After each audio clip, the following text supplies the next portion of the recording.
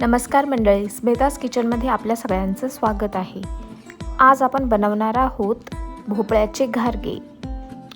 अतिशय मऊ लुसलुशीत आणि 5 ते 6 दिवस टिकणारे हे घारगे आज आपण अतिशय सोप्या पद्धतीने बनवणार आहोत।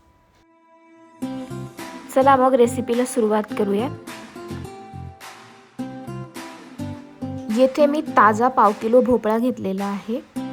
भोपळ्याचे 4 ते 5 तुकडे करून आपण कुकरच्या डब्यामध्ये ठेवायचे आहेत। लक्षात ठेवा, आपल्याला कुकरच्या डब्यामध्ये पाणी टाकायचे नाहीये, फक्त कुकरमध्ये याला 3 शिट्या येईपर्यंत वाफवून घ्यायचं आहे। थोडी वाफ गेल्यानंतर आपल्याला हे तुकडे लगेच बाहेर काढून घ्यायचे आहेत आणि गरम असतानाच आपल्याला याची साल काढायची आहे, म्हणजे ती इझिली निघून जाईल। हे तुकडे आता आपल्याला मॅशरने मॅश करून घ्यायचे आहेत।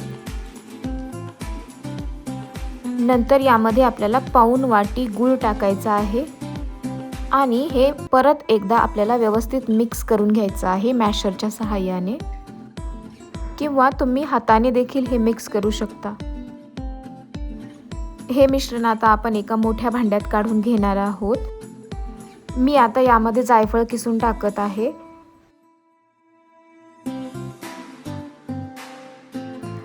यानंतर आपण यामध्ये सुंठ पावडर, वेलची पावडर आणि मीठ एकत्र करून व्यवस्थित मिक्स करून घेणार आहोत।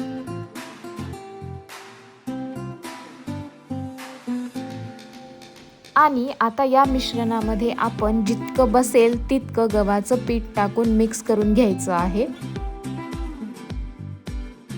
आणि आपण याचा आता एक गोळा तयार करून घेणार आहोत।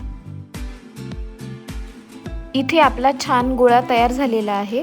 हा गोळा आपण तेल लावून 5 मिनिटांसाठी ठेवणार आहोत।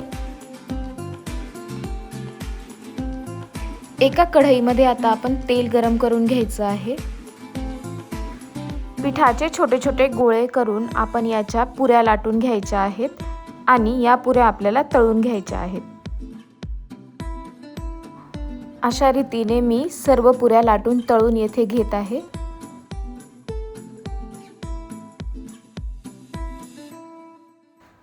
आणि तुम्ही बघू शकता, येथे आपले स्वादिष्ट आणि मऊ लुसलुशीत भोपळ्याचे घारगे तयार आहेत। रेसिपी आवडल्यास लाईक, शेअर आणि सबस्क्राईब करायला विसरू नका। Till then, happy cooking, bye bye, take care.